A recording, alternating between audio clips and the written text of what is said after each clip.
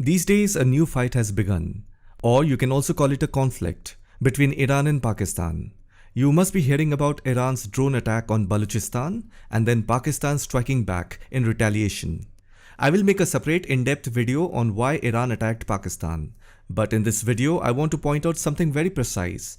I want to highlight a matter that many people denied, including many left-wing factions within India, as well as the opposition parties. Since truth has no boundaries, and sometimes when the truth or reality is revealed, attempts to hide or disguise it becomes ineffective or impossible. Now Pakistan itself is admitting what others have been vehemently rejecting.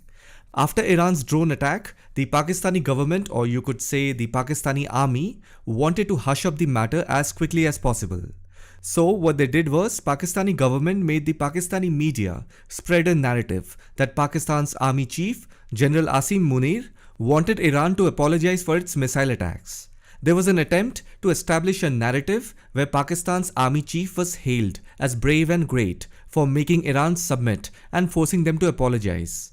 This narrative was being propagated in the Pakistani media, emphasizing the idea that he compelled Iran to seek forgiveness. And the reason this narrative was necessary for the Pakistani government is because Pakistani citizens were criticizing and asking for the army chief's and director of ISI's resignation for being spineless in hitting back at Iran. And there is also one more reason why Pakistani citizens do not like Asif Munir. He is a Shia Muslim who is the head of an army that is largely dominated by Sunni Muslims. And Iran is a Shia majority country, so somewhere people of Pakistan who are largely Sunni followers have negative sentiments regarding their army chief Asif Munir.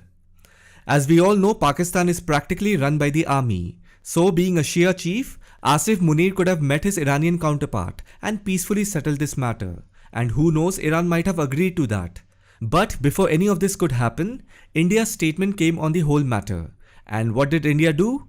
India immediately supported Iran in doing that drone strike in Balochistan. India did not explicitly say that it supports Iran. India rather stated that sometimes such actions are necessary for self-defense. Now this implies an indirect support to Iran's airstrike, because Iran carried out the strike against a Pakistani militant group called Jaish al-Adl. Jaish al-Adl is a branch of Jandullah, which is a Pakistani-based militant group that has a history of attacks in Iran's Sistan and Balochistan province. Jandullah's leader Abdul Malik Rigi founded Jaish al-Adl in 2002 and continued to be the leader until his execution by the Iranian government in 2010. Now India is standing, or you can say defended Iran, and Iran refused to meet Pakistan's army chief Asif Munir. Pakistan, which has repeatedly called itself a nuclear power, attacked Iran to save its honor in front of its people. What did Pakistan do? They dropped missiles in the empty areas of Iran. Still 9 people were killed. Now try to understand Iran's scenario.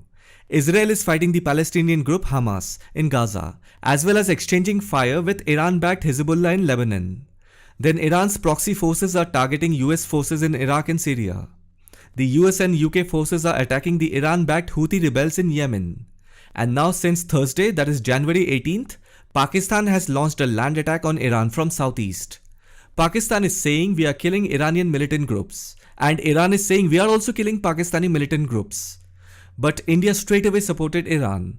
Understand this situation. Iran is being scrutinized by the United States, the UK, Israel and Pakistan from various directions.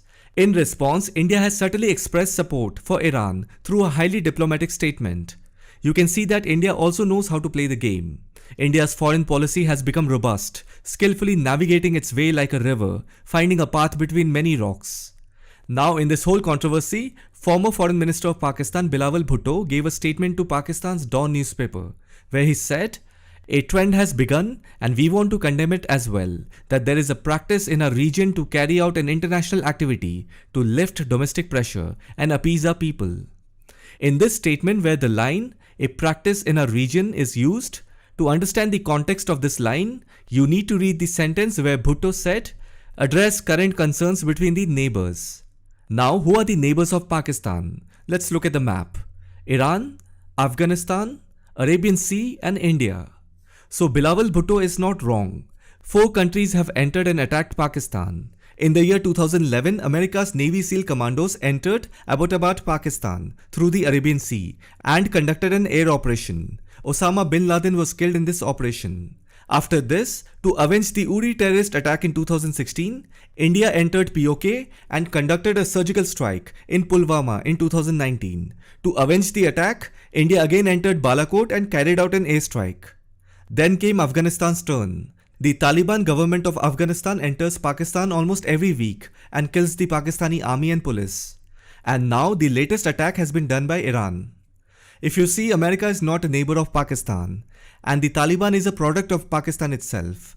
Pakistan considers them more like its own creation than a neighbor. So if you see, Pakistan is facing challenges from only two countries, Iran and India. That is why Bilawal Bhutto referred to neighbors. He indirectly acknowledged India's surgical strike inside Pakistan. Just on a side note, now is the right time for India to take over POK by launching an attack from third front. Iran, Afghanistan and now India should also increase the heat from eastern side.